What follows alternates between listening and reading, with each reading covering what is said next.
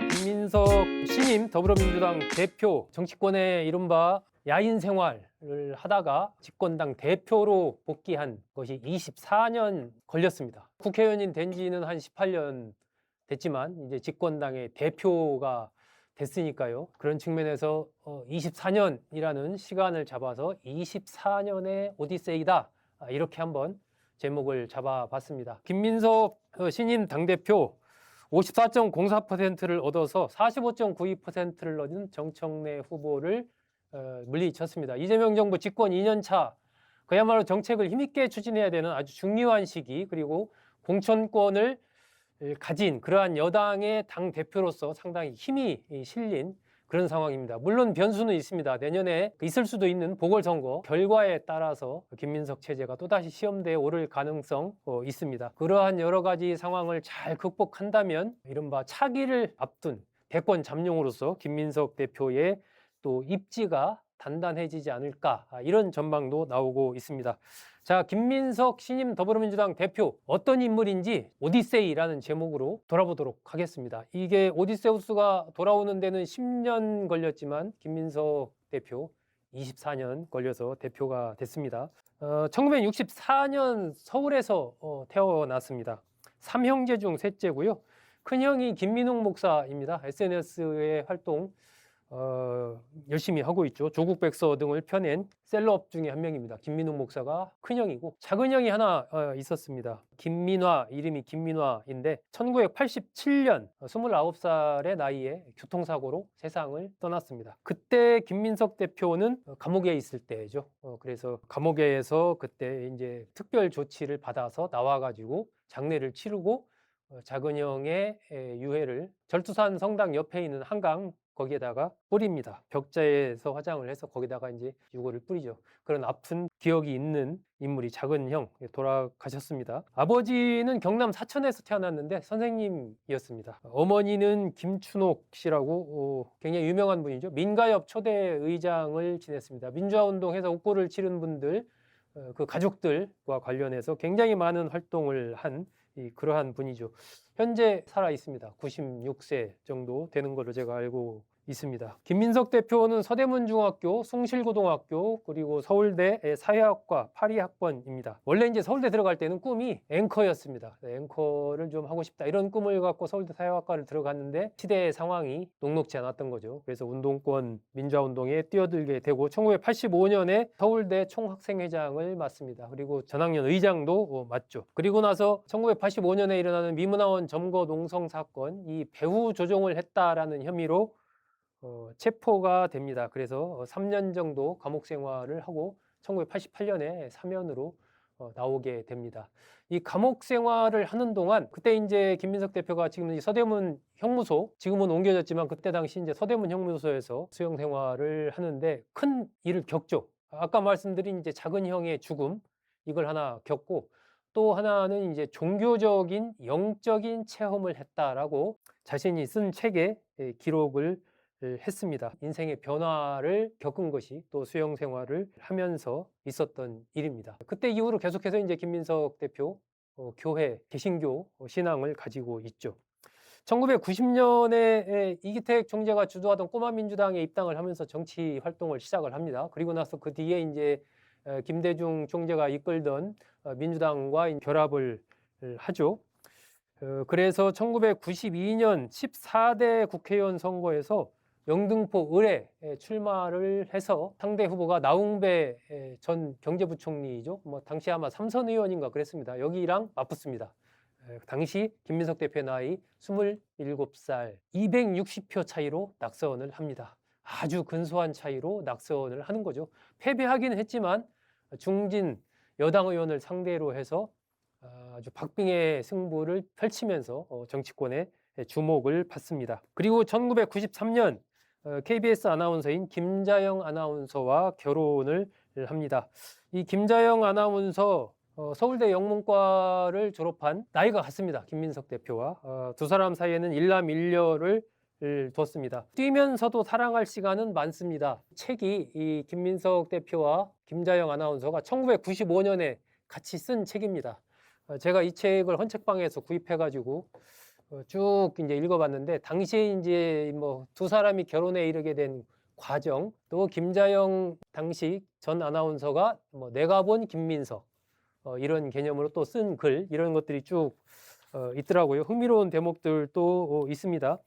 김자영 아나운서가 처음 김민석 대표를 만났을 때 김민석 대표가 깔끔한 감색 양복에 같은 색 물방울 넥타이를 메고 나왔다고 합니다. 그리고 포니도 아니고 소나타를 당시에 타고 나왔다. 핸드폰도 사용하더라. 그래서 자신이 생각했던 약간 운동권이라는 그런 이미지가 좀, 뭐 운동권은 상당히 좀 뭐라고 할까요? 좀 그냥 옷도 그냥 대충 입고 뭐 핸드폰 이런 거 사용하지 않고 차도 뭐 허름한 차 타고 이런 거 생각했던 모양인데 아마 그렇지 않아서 좀 놀랐다 뭐 이런 글을 봤습니다. 만난 지 2번 만에 김민석 대표가 김자영 아나운서에게 청혼을 합니다. 어떻게 하느냐?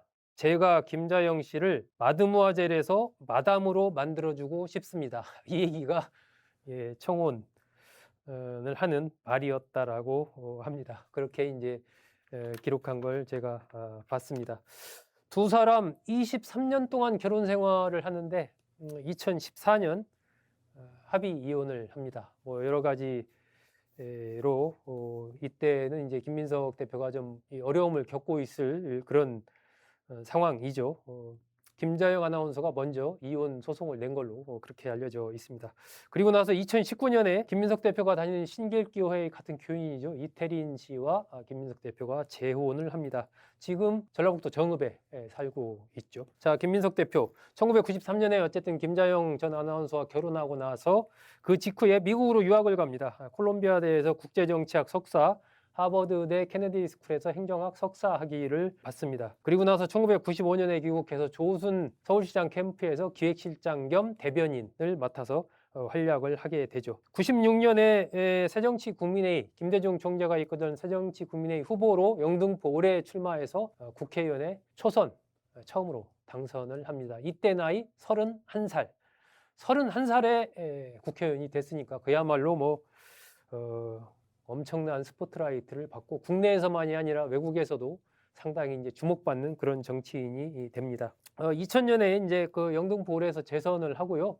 김대중 총재의 비서실장도 지내고 김대중 총재의 뭐 정치적 아들이다 뭐 이런 평가도 받습니다. 그리고 나서 2002년에 서울시장 후보로 출마를 하죠. 당시 38살 아주 젊은 나이에 서울시장 후보가 돼서 이명박 상대 후보와 맞붙습니다. 아마 신한국당이었겠죠. 이명박 후보한테 패배를 하죠. 그리고 나서 이제 그해 말에 대통령 선거가 있었는데 노무현 후보의 지지율이 떨어지면서 민주당을 탈당해서 국민통합 21의 정몽준 후보를 지지하는 정치적인 결단을 하게 됩니다. 이것이 이제 김민석 대표에게 상당히 어렵게 그 이후까지 계속해서 꼬리표로 따라다니죠. 이번에 전당대회에서도 이 문제로 정청래 후보가 김민석 후보를 상당히 매섭게 비판을 했었죠. 한 번 배신하면 또 배신한다 이렇게 얘기를 하면서 비판했던 것이 바로 이 문제입니다. 이때 어쨌든 김민석 후보 김민세라는 별명이 생깁니다. 김민석 플러스 철새 이래가지고 굉장히 이제 이 당시에 민주당 지지자들부터 비판을 받죠.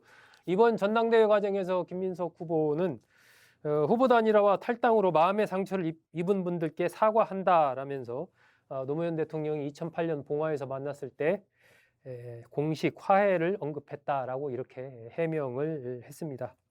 2003년에 새천년 민주당에 복당을 하고 2004년에 영등포 갑에 뭐 다시 또 출마를 하는데 이때는 뭐 3등 하죠.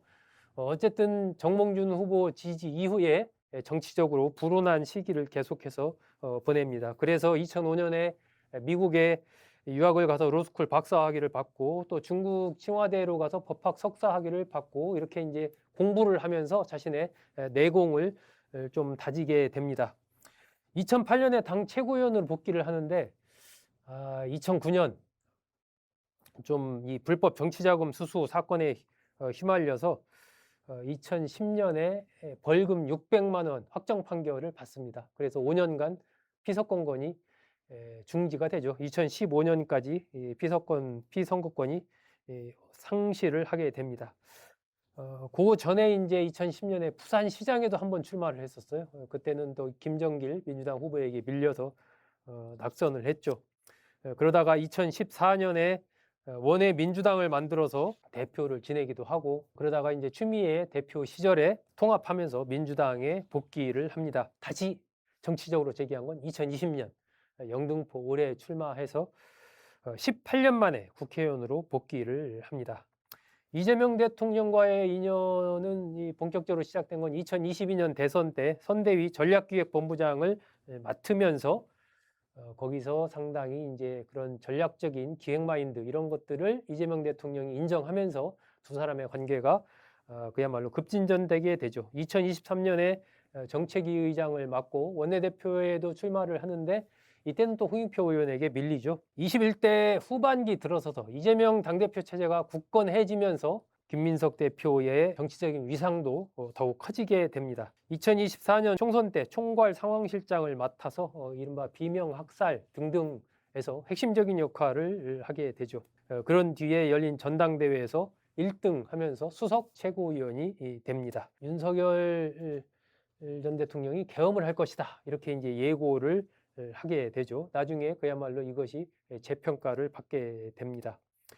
이재명 정부가 출범한 이후에는 이제 초대 국무총리를 맡아서 중요한 역할을 하게 되죠. 새벽 총리가 되겠다, 이렇게 얘기를 했습니다. 새벽부터 일어나서 국정 안정시키고 국민의 새벽을 지키는 총리가 되겠다라면서 새벽 총리를 자임을 했습니다.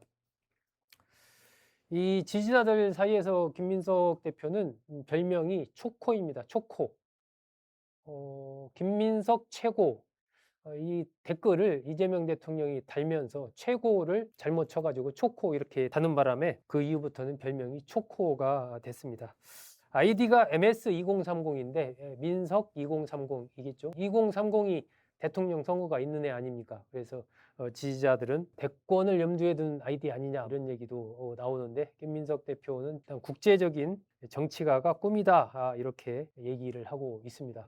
어떻게 하느냐에 따라서 이번 당대표가 김민석 대표에게는 대권으로 가는 길을 열어줄 수도 있고 낙마하는 그런 일이 발생할 수도 있겠죠.